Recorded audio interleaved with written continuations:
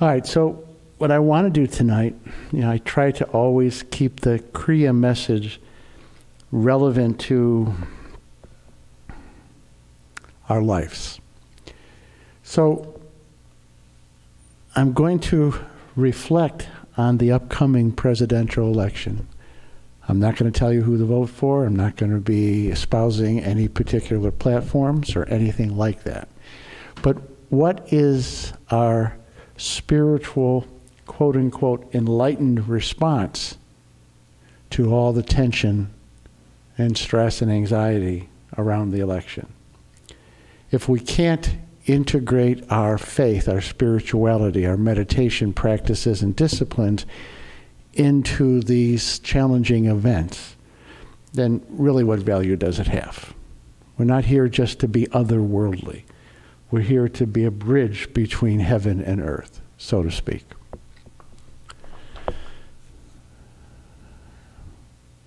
So I'm going to read a quote from Yogananda that I will come back to. We forget our egoic minds, and we see that the dreamer, God, dreams the dream. It is He that has arranged all of this. I am no one, for I recognize no other existence apart from the dreamer who has dreamed us all. So just think about that. You're God's dream. And it is wonderful to rejoice in His world when you know Him and feel Him and express in His play, in His dream, our love for Him. That's really our purpose, is to express our love for God in the midst of this cosmic dream.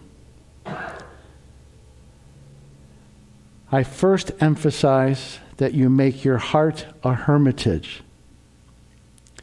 Do everything you do with the consciousness of God.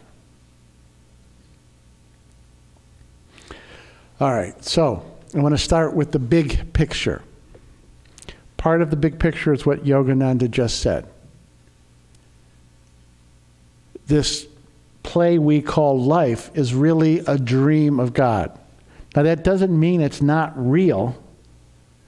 It's just a dream in God's mind.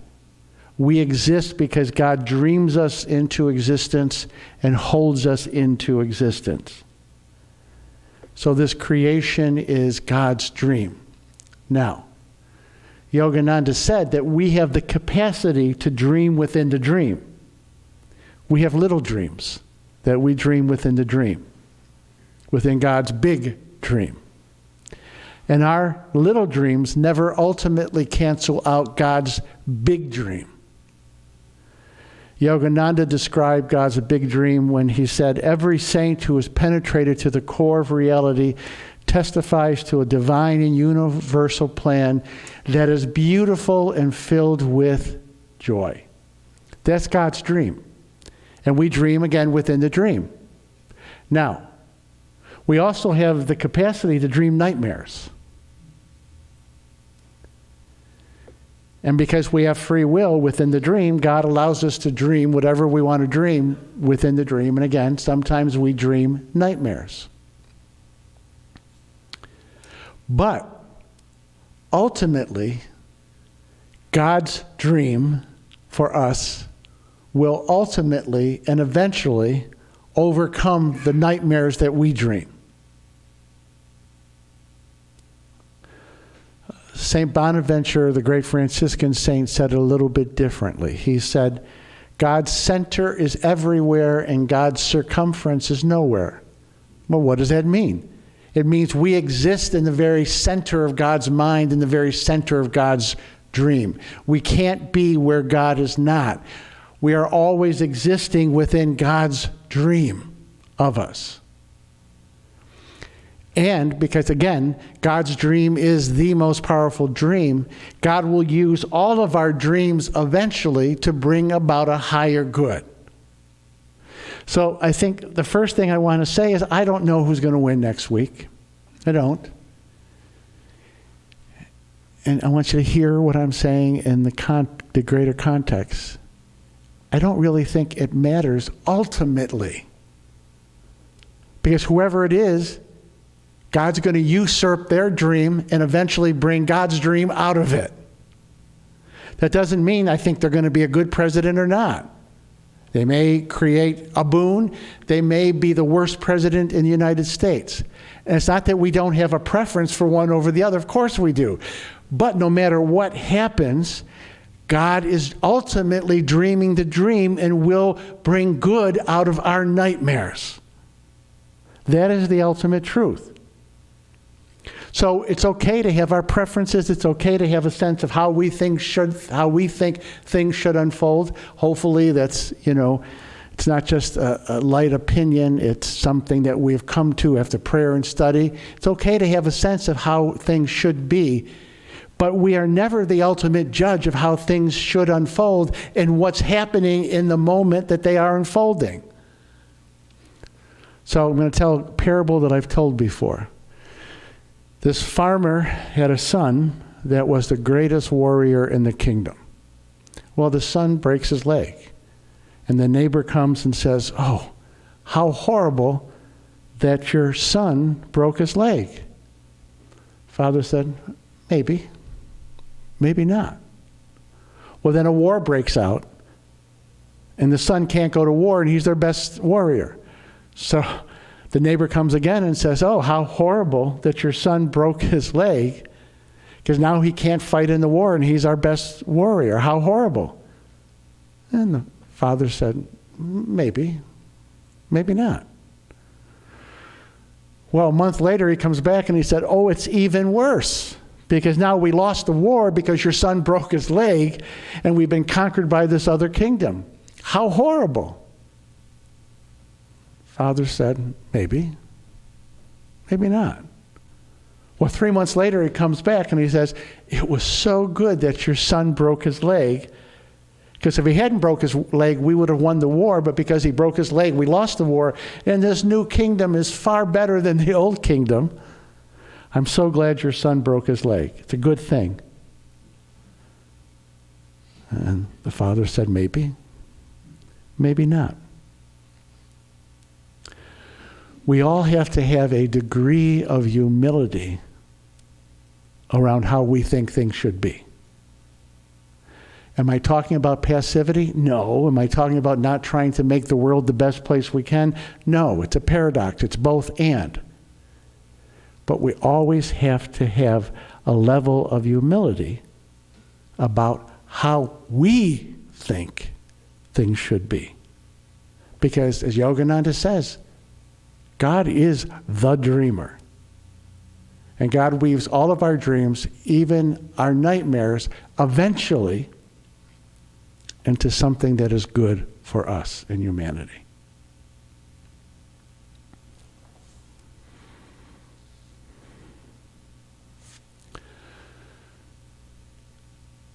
Someone asked me the question the other day. This person lives in another state, but they read my book, Extravagant Love, my first book, kind of autobiographical.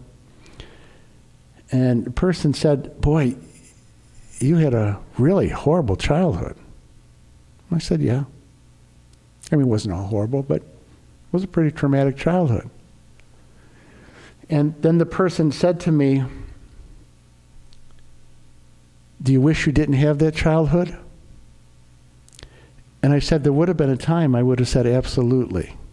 I wish I didn't have that. But I don't say that anymore. And they said, "Why?" I said, because I am living a great life.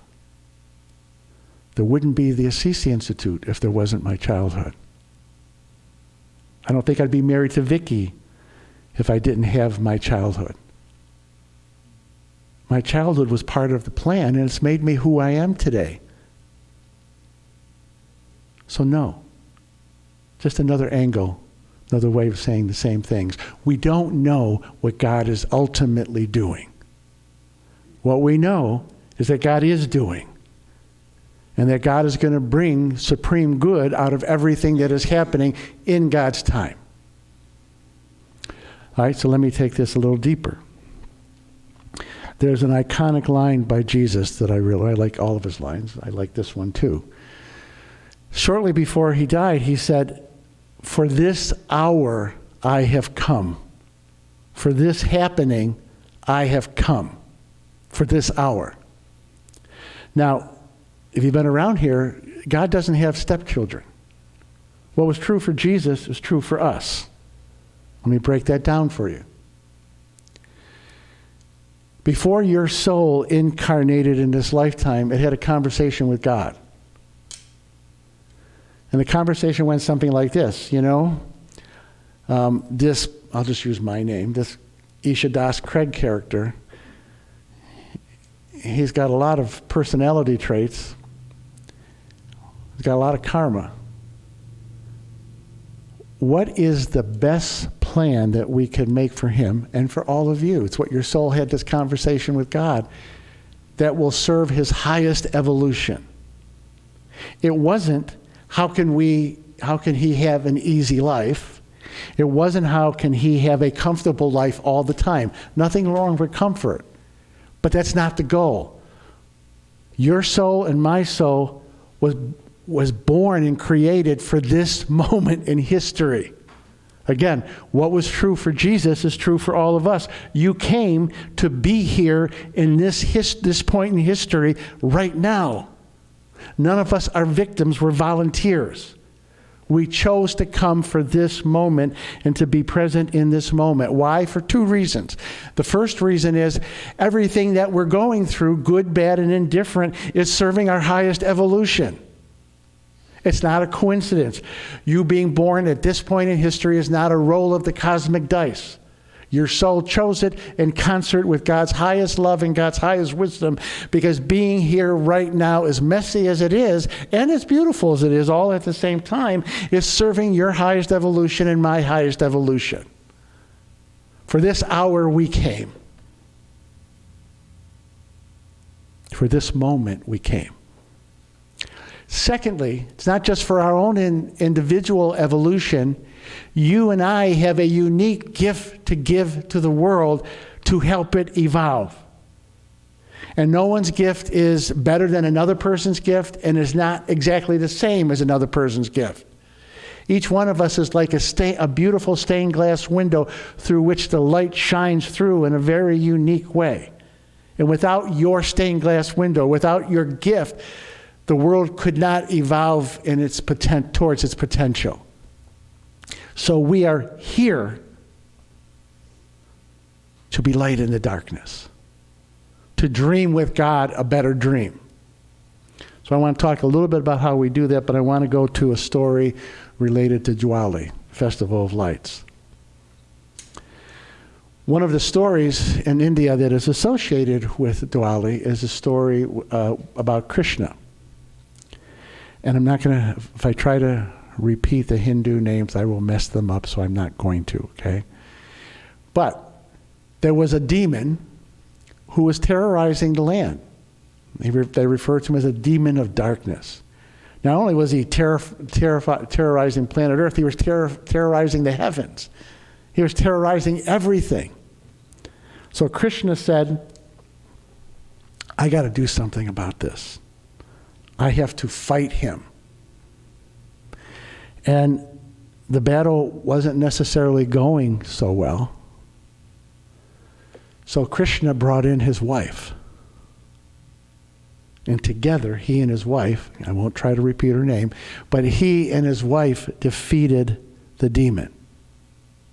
One more piece to the story. The demon eventually repented and became an angel. Became a blessing. All right. So let me apply that to our lives. Krishna represents the masculine principle. His wife represents the feminine principle. What was the masculine principle that Krishna was fighting?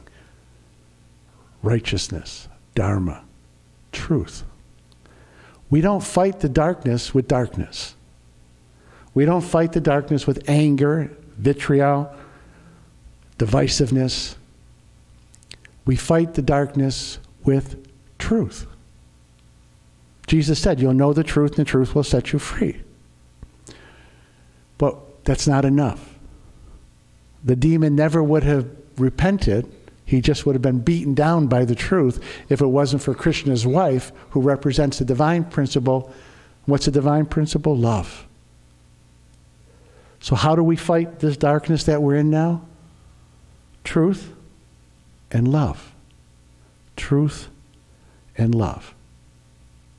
There was an early church father, his name was Origen. And his cell phone didn't work, okay? Thank you, Emil. That's good. Anyways, Origen, and they didn't make him a saint because he said this, but it doesn't mean it wasn't right. He wasn't true. Origen said, kind of like the story with Krishna, in the end, even the devil's going to be saved. Truth and love wins. God's dream is going to win. We don't know exactly how or when, but it's going to win. So let me just break it down in some very practical ways quickly. Then I have a wonderful quote to close with from Anandamoya Ma. The first one is, whatever routines you have that make you healthy physically, emotionally, and spiritually, don't stop. It's more important that you do them now than ever. If you practice yoga, practice it. I did my yoga this morning. If you like to go for walks in nature, go for walks in nature. All right? Practice no matter what. Keep practicing those routines that take care of your body, your mind, and your spirit. And don't give up. And avoid people, places, and things that weaken your spirit. Okay? Very practical. Second thing is, of course, the whole background is prayer and meditation is always the bigger context. But the second piece is, and I'm not saying we can be happy all the time, and I'm not saying that we're not going to have concerns, and I'm not saying we're not going to have sad days. Of course we are. But don't be afraid to be happy. Sometimes we're afraid to be happy, partly because you got to let down to be happy. You got to let go, going to Tim's song. Let go and know that I am God. And what is God? God is goodness. So don't be afraid to be happy. Choose, and I'm not talking about superficial happiness, but choose to be happy. Look for reasons to be joyful. Look for reasons to see the goodness, because paradoxically, we are much more loving when we're happy than when we're miserable. We are much more patient and compassionate when we're happy than when we're unhappy. And sometimes when things aren't going so well, we feel guilty about wanting to be happy. Don't feel guilty about wanting to be happy. Choose to be happy. Choose to find the joy in life, and then you become a blessing. You become a light in the darkness.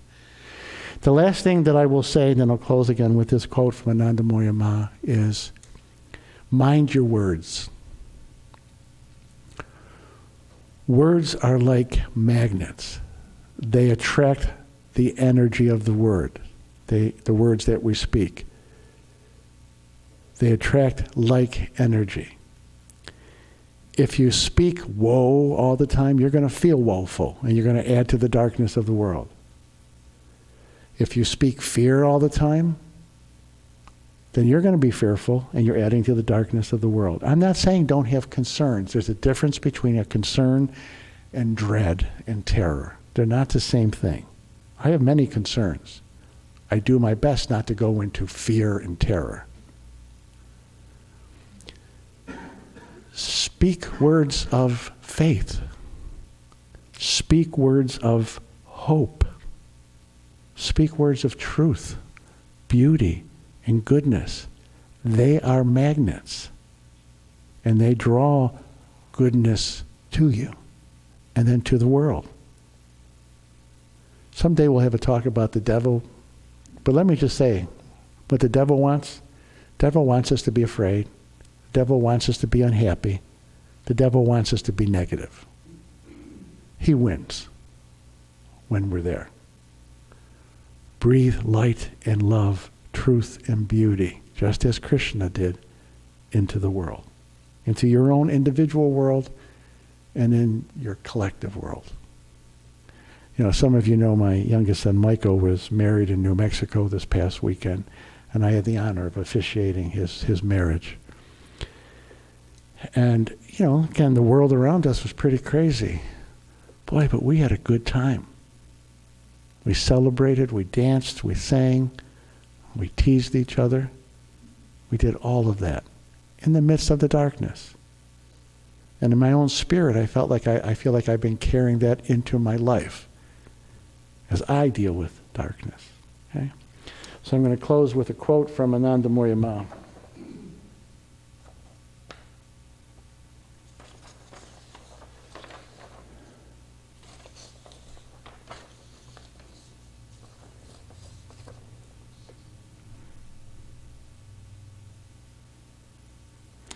Whatever God does, dreams, is for the ultimate good.